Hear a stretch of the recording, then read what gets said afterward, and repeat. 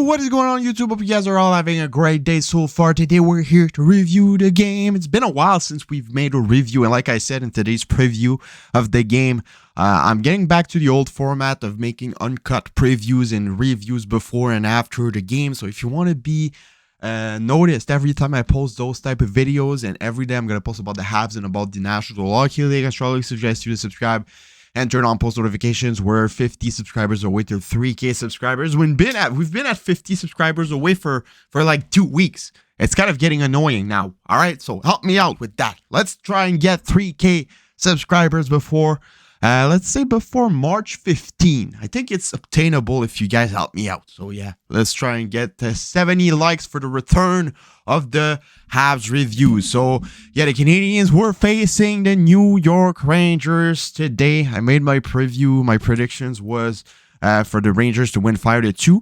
I said in the prediction that Patrick Kane was going to score his first goal as a Rangers against the Habs. It happened. Of course it happened. It always happens. It always happens. So yeah, it was a nice goal. I kind of chirped him when he made that pass for the PK goal of Josh Anderson. He made a horrendous turnover to Chris Journey, who passed it to Josh Anderson, who scored. And a couple of seconds after, he scored a really, really nasty wrist shot on the power play. So yeah, Patrick Kane still has it. Patrick Kane still has it. I was kind of disappointed the way the Rangers were playing. I was expecting them to be a lot better. But like, they have some injuries as well, so and they still have to figure out the chemistry with their new players. I'm sure they're going to fix this before the playoffs, and that they're going to be really, really dangerous in the playoffs. But right now, if they face the Devils, I think I give the advantage to the New Jersey Devils. Well, for real, I think I'm giving the advantage to the New Jersey Devils. The way I've seen them play in the games they played against the Devils are definitely an overall better team at that moment. So, yeah, the Canadiens lose that in shootout for a second straight game.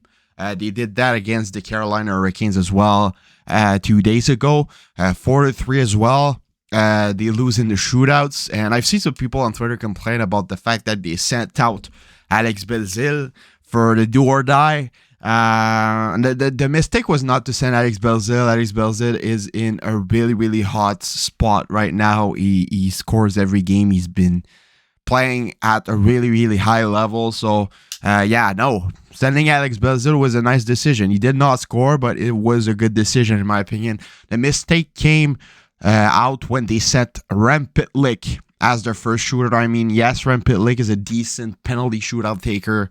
But yeah, he kind of killed the momentum. He missed the net by like 10 miles.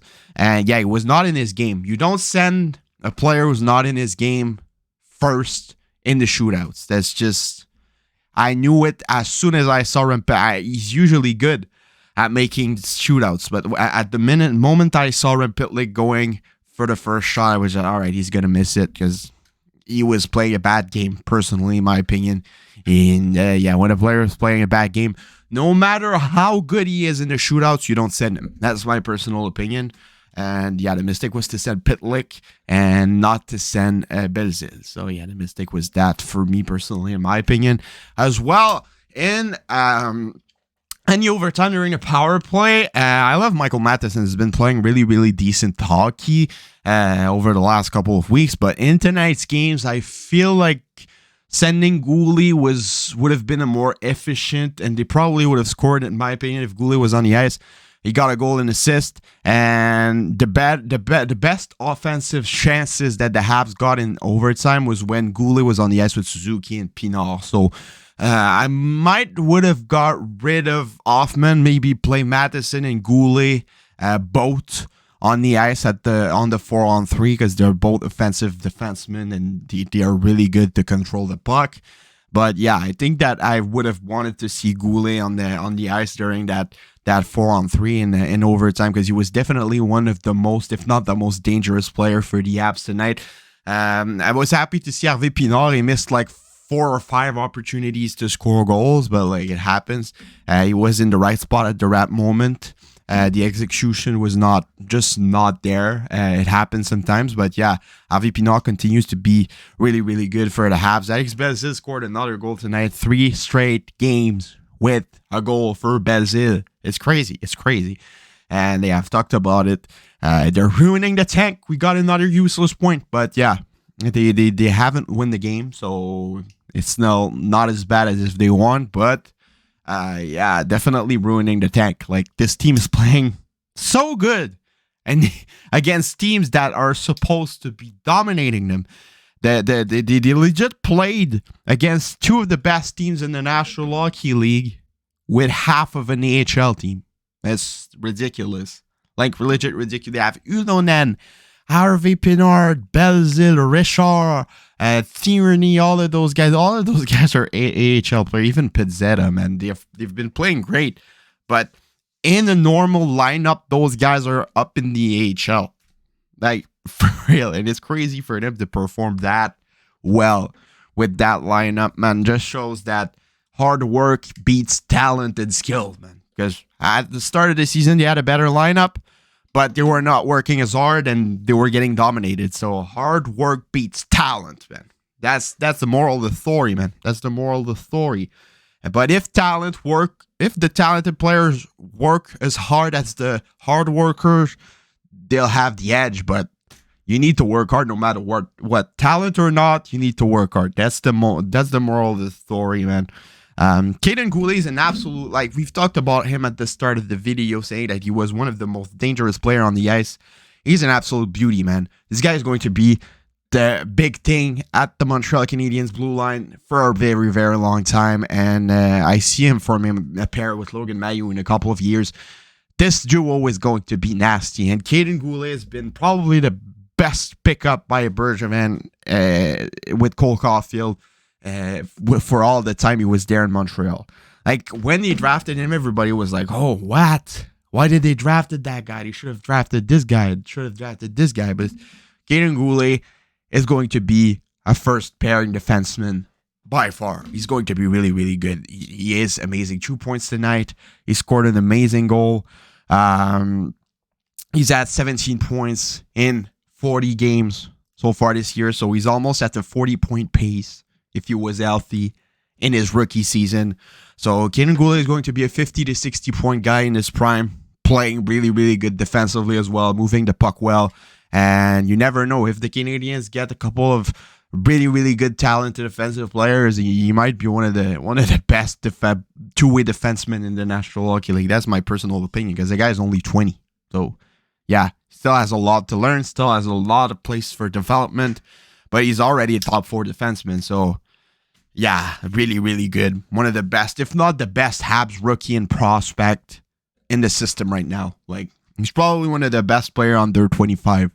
Like, him, Suzuki, and Caulfield are top 3. They're all on the same level. That's where I put Kaiden Guhle, and I've been saying it for a year and now. Kaiden Guhle is something special, man.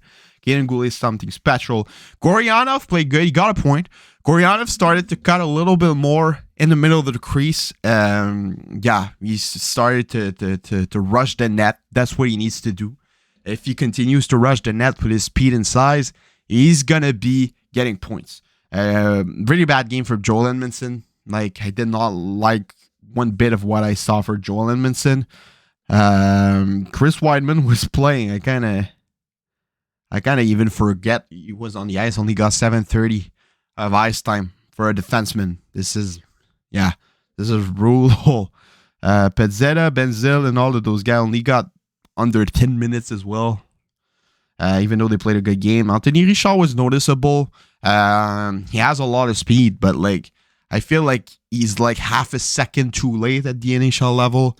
That's what's lacking in his game. Just like Ulonen, 0.5 second too late in the decision making. If they can fix that, they're going to be able to play at the NHL level, but they need to fix this up.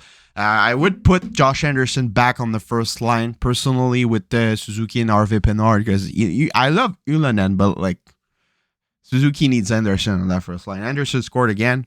He's getting close to 20 goals. He might get the 25 if he gets more goals, if he continues to get opportunities. But if he can find the back of the net more often in those opportunities, he's going to get more goals. Yeah, Josh Anderson, really, really good. I've seen some people say during the trade deadline that Josh Anderson's not worth more than a 3rd round pick, man. Come on. Josh Anderson is a 20 to 30 goal scorer on a team like the Habs, who are a bottom tier team. Can you imagine on a good team making the playoffs how useful this guy could be? With his speed, size, intensity, and all of that. Come on, man. This guy is worth multiple first-round picks. If Tyler Jeannot is worth what he was worth, Josh Anderson is worth diamonds, man. So, yeah, Drouin played a really efficient game as well. Suzuki playing good, was a menace on the ice, Suzuki. And, yeah, he just needs to shoot more. Sometimes Suzuki makes the extra pass. He needs to take more shots, in my opinion. He has an incredible shot. He just needs to shoot. He needs to shoot more. Shoot more, Nick. Shoot more. Stop making passes when you have the opportunity to shoot. Be confident in yourself. So, yeah, let me know what you guys all think about this in the comments below. Smash the like button for the return of the reviews of the Habs games.